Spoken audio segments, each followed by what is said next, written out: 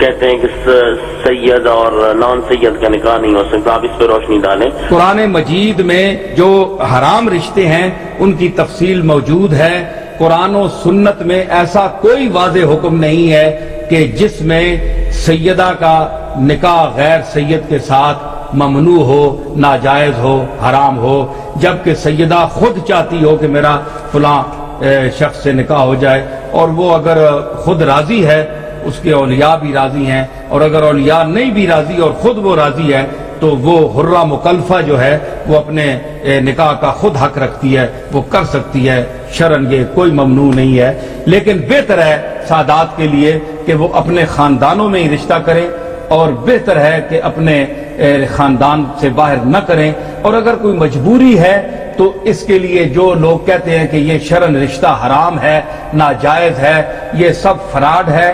شریعت میں بھی جانتا ہوں، اور میں ایک سید گھرانے کا فرد ہوں، لیکن میں نسب سے اوپر شریعت کو سمجھتا ہوں، نسب نیچے ہے، قرآن اور سنت کا مقام اوپر ہے۔ ہم سب برابر ہیں، مسلمان بھائی ہیں، اور اگر کوئی شخص اپنے طور سے کرنا چاہتا ہے تو وہ کر سکتا ہے، لیکن پھر بھی میں عرض کروں گا کہ اگر سادات کو، سیدات کو، سید زادیوں کو رشتہ مل سکتا ہے اپنے خاندان میں تو بہتر ہے وہاں کریں، اور اگر نہیں تو جہاں وہ چاہیں، ان کی مرضی ہے، وہ کر سکتی ہیں، وہ نسب ثابت ہوگا، حلال ہوگا اور نکاح جائز ہوگا۔ اور جو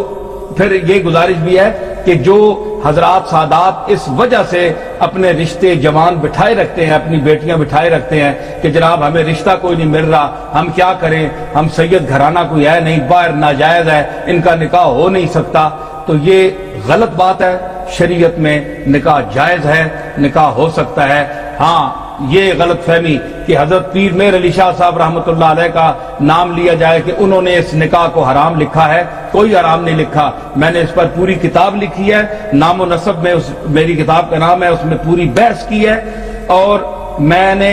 اس موضوع پر علماء سے کہا ہے کہ جس شخص کو اس میں شک ہے وہ مجھ سے گفتگو بھی کر سکتا ہے، میں حاضر ہوں، ٹی وی پر کر سکتا ہے، ویسے بیٹھ کے کر سکتا ہے،